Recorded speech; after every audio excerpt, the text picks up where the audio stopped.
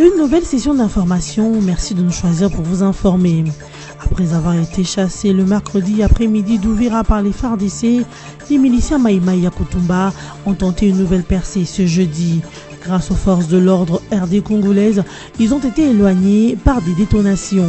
Pendant ce temps, les vedettes de ces miliciens sont actives sur le lac Tanganyika sous le silence inquiétant des hélicoptères d'attaque de la MONUSCO qui survolent le lac. Et puis le footballeur rwando-congolais Tagui Agiti Tekiama jouera désormais au Daring Club Motema Pembe. Arrivé en fin contrat à l'AS-V Club, Tekiama a signé un contrat de 2 ans au Desampe, éternel rival de V Club. Alors que les images de cette signature de contrat circulent dans les médias, l'AS-V Club dément l'information. Son secrétaire général affirme que Tekiama est encore sous contrat à Vita Club. Une note triste dans ce journal, Désiré Baéré, ancien journaliste et expert en communication électorale, s'est éteint ce jeudi 28 septembre 2017 à Kinshasa. Baéré fut journaliste à l'OZRT, actuel RTNC. Il est parmi les premiers reporters de la radio Okapi en 2002. Licencié de l'IFASIC et catholique de renommée nationale, Désiré Baéré laisse une veuve et des enfants. Les forces armées de la République démocratique du Congo ont réussi à chasser les miliciens Maï Maï à Kutumba de la ville d'Uvira, située au bord du lac Tanganyika au sud Kivu, à la frontière entre la RDC et le Burundi, ce mercredi. Selon le porte-parole de la 33e région militaire des FARDC qui confirme l'information, la ville d'Uvira est à l'abri des miliciens Maï Maï, même si ces derniers mènent également une guerre psychologique en plus de la guerre militaire pour terroriser la population. Le capitaine Dieudonné Kassereka a cependant relevé le fait que durant ces intenses combats, la population d'Uvira a vécu dans la frayeur. Les boutiques, magasins, marchés et écoles ont été fermés, une paralysie d'activité et une psychose, occasionnant ainsi un mouvement important des déplacés. Aux dernières nouvelles, ce jeudi matin, les Maï Maï ont encore tenté une percée par le port, mais les FARDC les ont éloignés par des détonations. 2 hors-bord de ces miliciens ont été coulés et 2 véhicules provenant de Fizi bloqués par ces derniers sont libérés par les forces de l'ordre. Selon nos sources, les vedettes des miliciens avancent vers Uvira alors que les hélicoptères d'attaque de la MONUSCO qui survolent le lac Tanganyika laissent faire. La déclaration finale du Forum des commissions électorales des pays de la SADC au terme de la 19e conférence générale annuelle a été rendue publique ce mercredi 27 septembre 2017 à l'hôtel Kempinski Fleuve Congo. Ce forum a réaffirmé que la performance de la CENI RDC, tout comme celle de chacune de ses autres commissions membres, contribue au rayonnement de la région de la SADC, à l'émergence démocratique et au développement intégral de peuples de pays de la SADC. Il s'engage à rester aux côtés de la CENI RDC en continuant à lui fournir son appui technique et promet d'examiner la question d'installation d'une permanence en son sein, en plus des interventions ponctuelles sur le plan technique et logistique au titre des relations bilatérales. Il sied de noter que ce forum a en outre félicité la CENI RDC à travers son président Corneille Nangaa pour les avancées dans ses efforts et lui a recommandé de poursuivre ainsi en publiant les calendriers électoraux, lequel calendrier va déterminer la suite des opérations électorales. Pour rappel, la ville de Kinshasa a abrité depuis le lundi 25 septembre cette conférence qui a eu pour thème « Indépendance des organes de gestion des élections dans la région de la SADC, meilleures pratiques et défis ». Revenu fraîchement d'une tournée euro-américaine, le secrétaire général de l'UDPS s'est adressé le mercredi 27 septembre 2017 aux combattants de son parti. Visiblement déchaîné, Jean-Marc Kabunda a assuré à ses militants de la ferme détermination de l'UDPS d'aller à une transition de 6 mois sans le président Joseph Kabila Kabange, si les élections ne sont pas organisées avant le 31 décembre 2017. Selon Kabunda, le président de cette transition sera issu de la société civile après concertation des partis politiques de la vraie opposition congolaise. Il a cependant souligné que l'UDPS a renoncé à cette présidence pour prouver qu'elle n'est pas assoiffée du pouvoir, mais attend les élections pour les gagner à tous les échelons. La feuille de route du Rassemblement limité prévoit 25 ministres avec comme mission principale l'organisation des élections dans une période de 6 mois, mais aussi un parlement provisoire pour effectuer les réformes nécessaires à un état de droit. Le secrétaire général du parti de Dauphin, Etienne Tshisekedi, a appelé les Congolais à la mobilisation totale et a rassuré que l'UDPS a le soutien total de l'Occident. Kabunda a fini par annoncer que la dépouille mortelle d'Etienne Tshisekedi sera rapatriée par le gouvernement de transition pour lui donner des obsèques dignes de ce nom. Décidément, les déclarations du secrétaire général de l'UDPS sont perçues comme des scénarios coulés sur un papier, notent les observateurs. Alors que tout a été démontré par la Commission électorale nationale indépendante qu'il est pratiquement impossible d'organiser les élections en décembre 2017, Jean-Marc Kabunda continue d'y croire. Nous sommes en fin septembre 2017, l'enrôlement se poursuit encore au Kasaï suite à l'insécurité qui a retardé ce processus. Et jusqu'à ce jour, les Congolais de l'étranger ne sont pas encore enrôlés dans le fichier électoral. Ne fût-ce que par le processus d'enrôlement, comment voit-il la possibilité d'organiser les élections en RDC en décembre 2017 s'interrogent ces observateurs. Seul le secrétaire général de l'UDPS a la réponse.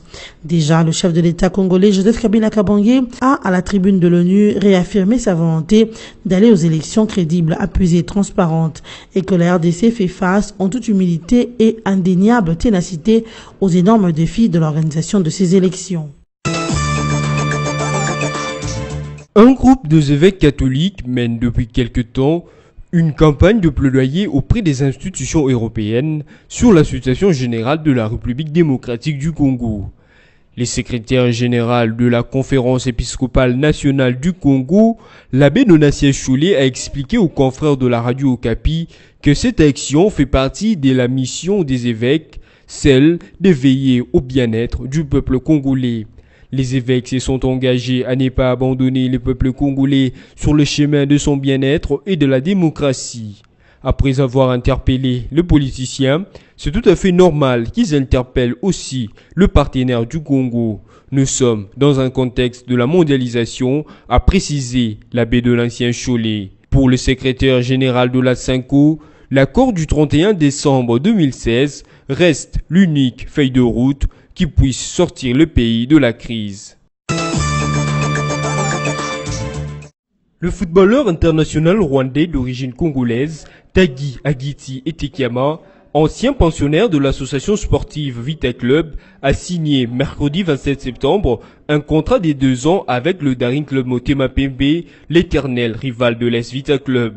Selon les dirigeants du Daring, leur club avait besoin d'un joueur au style d'Etekiama, surtout pour le match de compétitions africaines où les DSMP est engagé cette saison. Il précise également que le joueur a signé son contrat dans le norme et qu'il était en fin contrat avec Vita Club.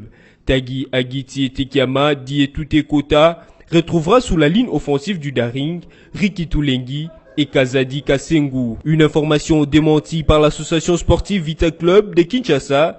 Selon son secrétaire général Patrick Banichai, Etekiama est encore sous contrat avec l'AS Vita Club. Il affirme qu'il a même pris part à la séance de reprise d'activité de l'AS Vita Club. Malgré ces démentis, le joueur Etekiama lui-même confirme son intégration au DSMP. Comment te dire ce que je ressens? Tes bienfaits sont trop grands. Du fond de mon âme coule de larmes qui traduisent mes silences.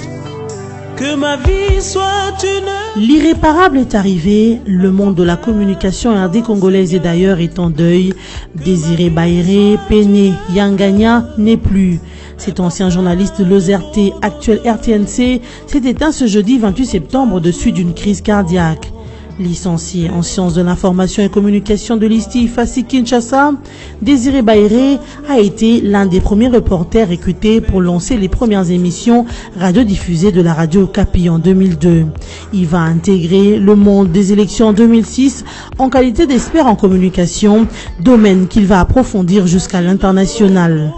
Conseiller électoral en Côte d'Ivoire de 2009 à 2012, Baéré a fait partie de l'équipe d'appui technique de la CENI Côte d'Ivoire. Puis il va revenir dans son pays, la République démocratique du Congo, en 2013 pour réintégrer la CENI en tant que conseiller en communication, poste qu'il quitta trop tôt avant de revenir sous une autre casquette. Jusqu'à sa mort ce 28 septembre 2017 matin, Désiré Baéré, appelé affectueusement Mouzé par ses proches, occupait le poste de conseiller en communication du projet d'appui au processus électoral du PNUD à Kinshasa, où il a joué un rôle considérable dans la mise en place du centre d'information électorale, ciel en sigle. Catholique de renommée nationale, Désiré Baéré était marié et père d'enfants.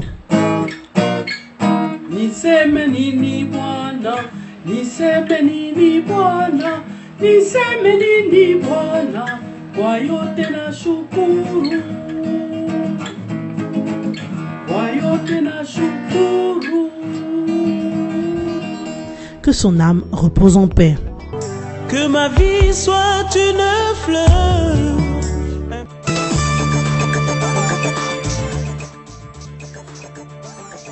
Mesdames, Messieurs, voici de quoi a été constitué ce journal. Après avoir été chassés le mercredi après-midi d'Ouvira par les FARDC, les miliciens Maïmaï Yakutumba ont tenté une nouvelle percée ce jeudi. Grâce aux forces de l'ordre RD congolaises, ils ont été éloignés par des détonations. Pendant ce temps, les vedettes de ces miliciens sont actives sur le lac Tanganyika sous le silence inquiétant des hélicoptères d'attaque de la MONUSCO qui survolent le lac. Et puis le footballeur rwando-congolais Tagi Agiti Tekiama jouera désormais au Daring Club Motema Pembe. Arrivé en fin contrat à l'AS-V Club, Tekiama a signé un contrat de 2 ans au DSMP, éternel rival de V Club. Alors que les images de cette signature de contrat circulent dans les médias, l'AS-V Club dément l'information.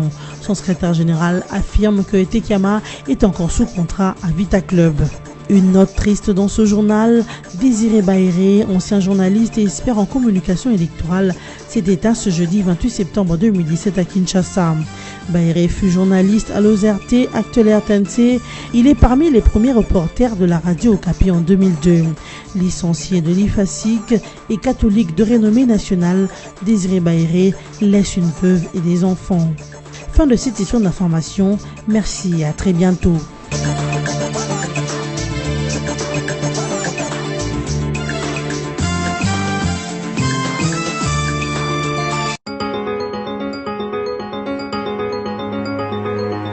Mesdames, Messieurs, bienvenue à la lecture de journaux parus en ligne ce jeudi 28 septembre, sélectionnés et résumés pour vous sur BC TV.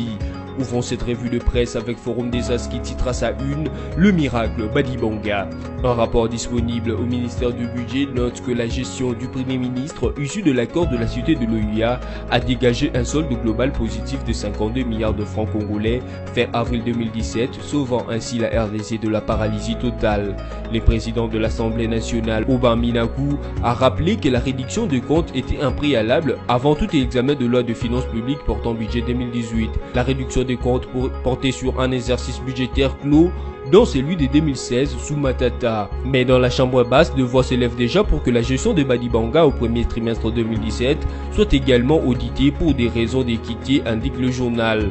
Déjà, une certaine presse maniaque du sensationnel a présenté avec une désinvolte déconcertante Sami Badibanga comme un loser dont le passage à la primature n'a pour bilan que sa Dolce Vita, un embourgeoisement facile alors que son prédécesseur a construit une université au bénéfice de siens dans la ville de Kindu. Qu'a donc fait Badibanga? Déficit et exonération. Selon les ministères du budget, Augustin Matata Pogno a légué à son successeur, Sami Badibanga Ntita, un déficit béant de 310 milliards de francs congolais, plutôt 530 milliards, d'après son prédécesseur et ex-haut cadre du budget Adolphe Mouzito dans l'une de ses tribunes. En termes simples, l'État est donc tétraplégique en quasi-cassation des paiements à fin décembre 2016. Mais à fin mars 2017, un rapport disponible au ministère du Budget note que la gestion des Badibanga a dégagé un solde global positif de 52 milliards de francs congolais à la fin avril 2017. Sans doute, les premiers ministres issus de l'accord du 18 octobre 2016 pouvaient mieux faire s'ils n'avaient pas hérité des effets dévastateurs d'une décision du précédent gouvernement portant interdiction de l'importation du ciment gris ainsi que la suspension des perceptions de la TVA sur les importations des miniers jusqu'à fin août 2017. Cette décision entraîne un manque à gagner de 30 milliards de francs congolais par mois selon la DGDA. Toutefois, l'amendement du décret de l'importation de véhicules d'occasion de 10 ans porté à 20 ans par Badi Banga devrait rapporter les substantiels revenus à la douane, au bas mot 15 millions de dollars. Il s'est de rappeler qu'au 8 février 2017, Badi Banga avait déjà redressé tant soit peu le finance publique avec un solde positif de 5 milliards de francs congolais. Poursuivons cette revue de presse avec le site de la radio Okapi qui titre à sa manchette « Abbé Cholé, les évêques se sont engagés à ne pas abandonner les peuples congolais ».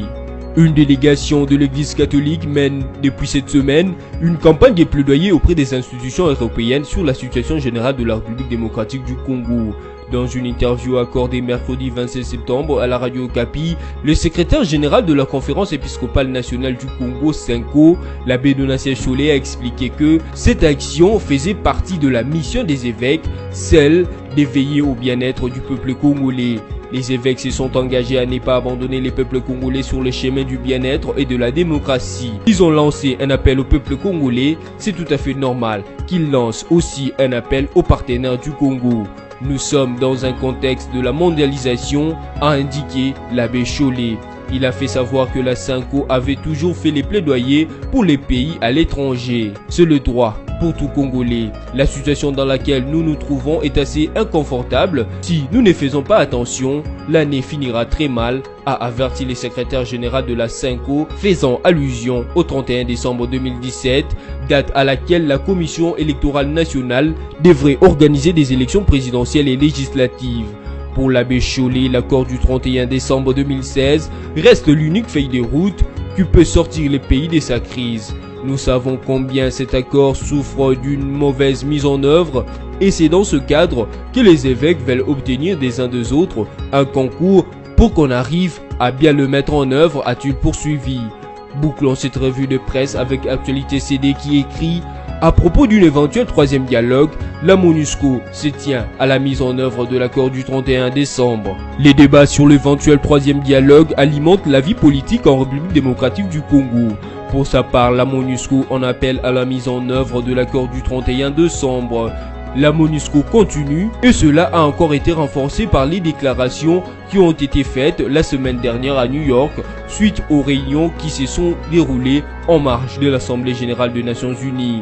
Je vous le rappelle, une première réunion consacrée à la RDC et également une rencontre avec le secrétaire général des Nations Unies et le président Kabila.